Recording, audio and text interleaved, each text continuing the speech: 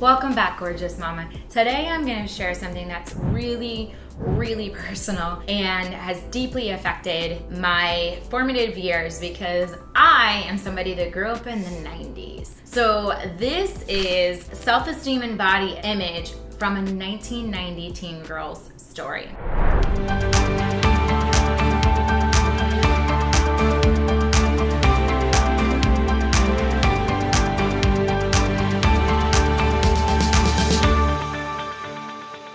Make sure that you stick around to the end because I have something amazing to give away to you. Again, my name is Stephanie Calderon. I'm a certified essential oil specialist, a mom to 2 daughters, and somebody who has struggled with her relationship with food and somebody who has struggled with self-esteem most of her life. So let's talk about this and unpack a lot of what's going on because a lot of the times, I don't know about you, but I've blamed myself. If I only had more self-control, if only I could eat less, if only I worked out more, then I would have the perfect body. And something that I'm learning as I'm diving into this is who actually defines what a perfect body really is. It's really something to think about. I didn't watch a lot of TV growing up, but one episode stuck out to me actually from the Twilight Zone.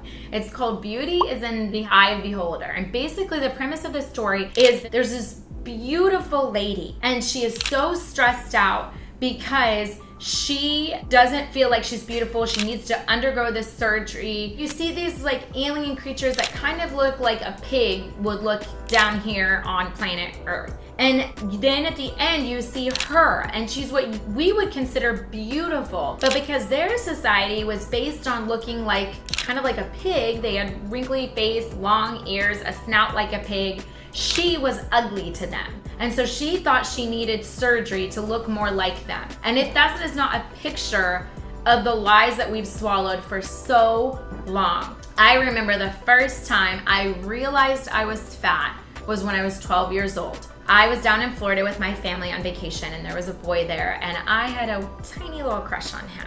And we were all hanging out together having a great time and we were at this river and there was a swing that swung out over the river.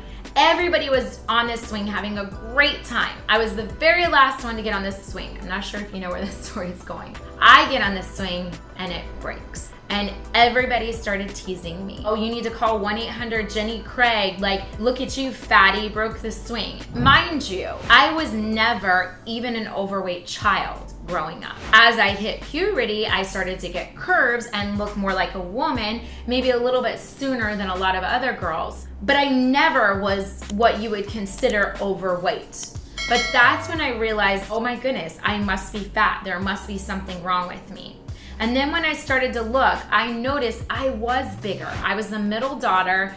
I had an older sister and a younger sister. Nobody in my family made me feel this way. It was just kind of self-induced. But I always noticed I was bigger than them. My older sister is about 5 or 6 inches taller than me and was always at least 25 pounds lighter than me. She never weighed over 100 pounds. My younger sister was a little bit taller than me, same thing. Always 25 pounds heavier. So then that re-emphasized the story that I had told myself or I learned from that swing story that I was fat. Now I am 41 years old and I'm tired of it. I'm gonna share my most recent weight loss. After I gave birth as a surrogate mother, I had a really difficult time getting the weight off. It took me about 1.5 years. And doTERRA, the company that I represent for, came out with a new product called MetaPower that brings healing to your metabolism. And so I jumped on and I started taking the products and I started refining my food. I would stick to about 1,000 calories a day. I worked out 5 days a week. I would get my 10,000 steps in, and I finally got the weight off. And then we moved to Los Angeles. And within 1 year, I had gained 15 of the 20 pounds back that I had lost. And I was back to being that little 12-year-old girl, so disgusted with myself. But on the flip side, I was so stressed. The cost of living was so much higher here. We have hit some personal crises within our families. My daughters are going to public school again, my youngest for the first time ever.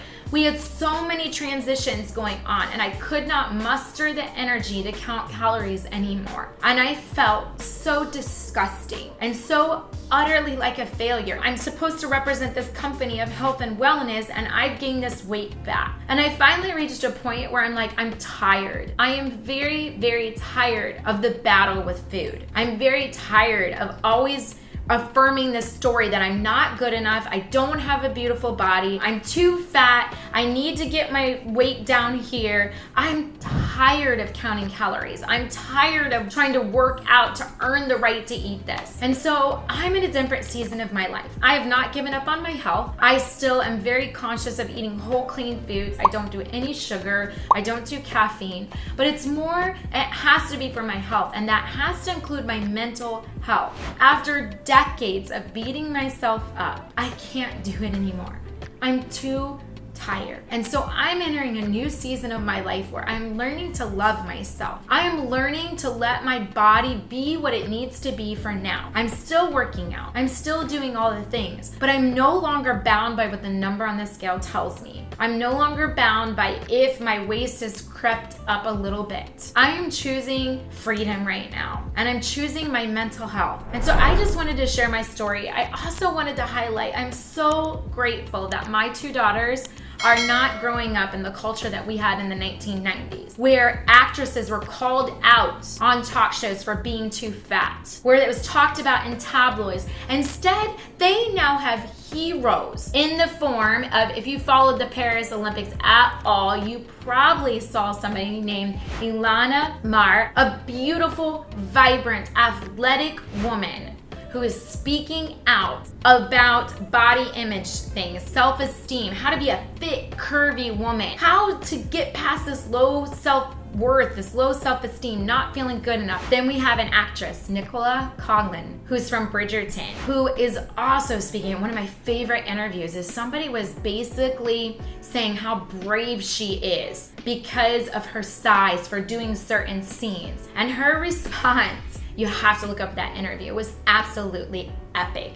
Basically pushing back of, who do you think you are to say that I'm anything less than beautiful and perfect and talented? Why do we focus on these things? Why do we point them out for women all the time? I'm so grateful that my daughters now have women as role models, that size is becoming a discussion of, we all have different shapes and sizes. We're not living in the twilight zone anymore where we have to be defined by a certain standard of beauty. We've always known that beauty comes from the inside out, and now we're letting that shine even more. I hope my story as a teen girl growing up in the 1990s has maybe got you to think a little bit, maybe brought a little bit of healing to you and a little girl inside of you that didn't exactly look like everybody else. And I hope that you can recognize today how absolutely beautiful you are, how valuable and worthy you have a place in this world. As promised, I have my essential oil guide for mamas.